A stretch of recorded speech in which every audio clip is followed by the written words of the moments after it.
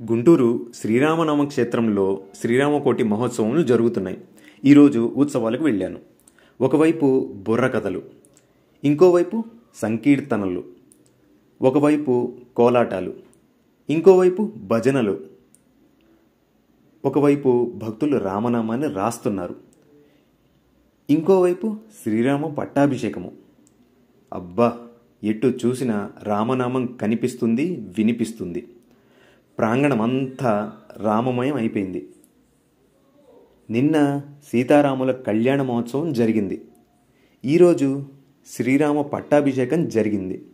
రేపు తెప్పోత్సవం జరగబోతుంది.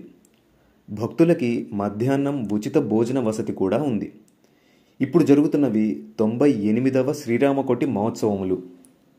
కుదిరితే తప్పకుండా వెళ్ళండి.